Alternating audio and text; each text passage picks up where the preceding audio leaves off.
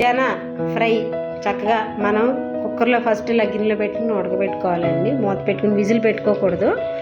Whistle పెట్టుకోకుండా మనం చక్కగా కుక్కరు అట్లా జస్ట్ కుక్కర్ ఆవిరి మీద జన ఉడకనివ్వాలి. 15 నిమిషాలు సరిపోద్దండి. ఇప్పుడు ఉడికిపోయింది. ఉడికిన తర్వాత దాన్ని పక్కగా పెట్టుకోవాలా. తీసుకుని ఆ జాగ్రత్తగా ఆ జన ఒక ప్లేట్లో వేసుకోవాలి. మనం చేప గుడ్డు, చేప శన అని కూడా అంటారు. దాన్ని అట్లా ఉడికిన జనని ఇలా చిన్న ముక్కల కింద కోసుకోవాలండి.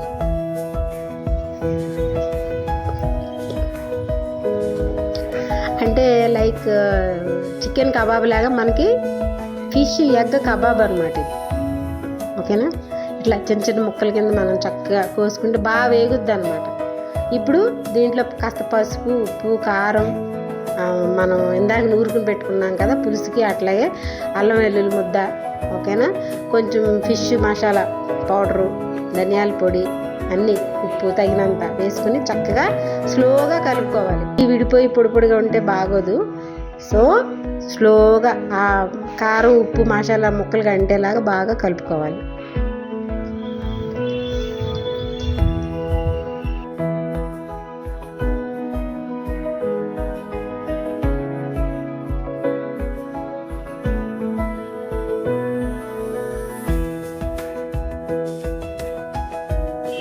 బాణలి పెట్టుకుని నూనె వేడయ్యాక అందులో కొంచెం ఒక 4 కాస్త మెంతి గింజలు వేసుకుని దాంట్లో కావాలంటే కరివేపాకు కూడా వేసుకోండి. కరివేపాకు వేసుకున్నాక ఈ కలుపుకున్న ఈ జన ముక్కల్ని మనం చక్కగా వేసి గరిటతో కలపకూడదండి. ముందు మనం బాణాలి కదుపుకోవాలి. ఇట్లా సపరేట్గా వేసుకుని కదుపుకుని మూత పెట్టుకోవాలి.